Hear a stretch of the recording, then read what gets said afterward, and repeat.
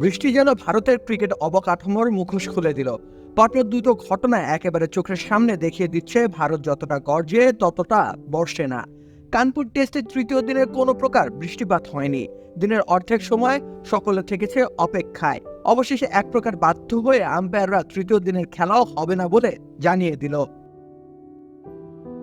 একটি টেস্ট ভেন্যুর ন্যূনতম যেসব সুযোগ সুবিধা থাকা প্রয়োজন তা যেন বেমালুম ভুলে গেছে বিসিসিআই।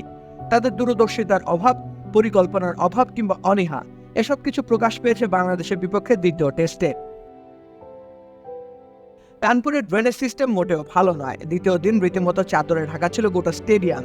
তৃতীয় দিনে আকাশ মেঘলা থাকলেও হয়নি বৃষ্টি। তবুও প্রায় 5.5 ঘন্টা সময় পেলেও মাঠকর্মীরা খেলার উপযুক্ত করতে পারেননি মাঠকে। ঠিক এর আগে আফগানিস্তানকে নয়ডা স্টেডিয়াম দিয়েছিল ভারত। সেই স্টেডিয়ামে 5 দিন কোনো খেলাই হয়নি বৃষ্টির কারণে।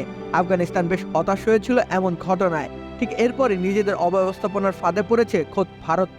আইসিসি টেস্ট চ্যাম্পিয়নশিপের ফাইনালে যাওয়ার রাস্তাটাও যেন নিজেরাই সংকীর্ণ করছে তারা। সুশাসন, সুদৃঢ় আর্থিক ভিত্তি, সুচিন্তা, সবার জন্য সিটি ব্যাংকই ভরসা। কানপুরের স্টেডিয়ামের জন্য লখনৌ একানা স্টেডিয়াম থেকে আনা হয়েছিল সুপার সপার, যা দিয়ে দ্রুত আউটফিল্ডের পানি শুকিয়ে ফেলা সম্ভব। সেই যন্ত্র ব্যবহার করেও কানপুরের স্টেডিয়ামের আউটফিল্ডকে শুষ্ক করা যায়নি। প্রথম দিনের খেলাও হয়নি ঠিকঠাক ভাবে।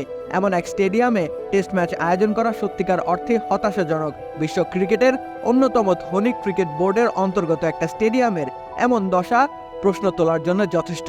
ভারতের ক্রিকেট বোর্ডের ভেতরটা যে ফাঁপা সেটিও সামনে নিয়ে আসে। আবহাওয়ার উপর কারো হাত নেই সে কথা ঠিক। শ্রীলঙ্কায় তুলনামূলক বৃষ্টি হয় বেশি। আর্থিকভাবে লঙ্কান ক্রিকেট বোর্ড বিসিসিআইয়ের ধারে কাছেও নেই। তবুও বৃষ্টির পরই শ্রীলঙ্কার মাঠে দ্রুততম সময়ের মধ্যে শুকিয়ে ফেলার ব্যবস্থা করা হয়। মাঠগুলোর ড্রেনেজ সিস্টেম নিয়ে বেশ তৎপর দেশটির ক্রিকেট বোর্ড। বিসিসিআইয়ের এমন ত্রুটিপূর্ণ ভেন্যু নির্বাচন করা দর্শকদের জন্যও বেশ হতাশাজনক। কেননা রবিবার ছুটির দিন। কানপুরের স্টেডিয়ামে দর্শকদের আনাগোনাও ছিল বেশি। দর্শকরা অধীর আগ্রহে খেলা দেখবেন বলেছিলেন অপেক্ষমান। তবে তাদেরকে ফিরে যেতে হয়েছে। এটাও রীতিমতো দর্শকদের সাথে প্রতারণার শামিল। পৃথিবীর অন্যতম ধনী ক্রিকেট বোর্ড হয়ে অবকাঠামোগত উন্নয়নে মনোযোগ না দেওয়াটা অন্যায় বটে। যদিও প্রাদেশিক সংস্থাগুলোর কাছে থাকে মাঠের দায়িত্ব, তবু একটা টেস্ট ম্যাচ আয়োজনের আগে ন্যূনতম সুযোগ সুবিধার কথা মাথায় রাখা উচিত। সেখানে ব্যর্থ হয়েছে বিসিসিআই। তাছাড়া বিনা বাক্য ব্যয়ে অপেক্ষাকৃত খর্বশক্তি দলগুলোকে অগ্রাহ্য করবা কিংবা তাচ্ছিল্য করবার এর থেকে দারুণ উদাহরণ নিশ্চয়ই সৃষ্টি করার উপায় নেই। এখানে যতটা না অবকাঠামোগত অপ্রতুলতা কিংবা অব্যবস্থাপনা রয়েছে, তার থেকেও বেশি রয়েছে দাম্ভিকতা। এই ধারা থেকে কবে নাগাদ বিসিসিআই বেরিয়ে আসবে তা বলা মুশকিল। তারা ক্রিকেটকে ক্রিকেটের মতো করেই সম্মান করবে, বৈষম্যহীন আচরণ করবে সবার সাথে, তেমনটাই কেবল প্রত্যাশা। তবে কানপুরে খেলা না হওয়ার ঘটনার পর আইসিসির উচিত পুনরায় স্টেডিয়ামগুলোর সক্ষমতার পরীক্ষা করা।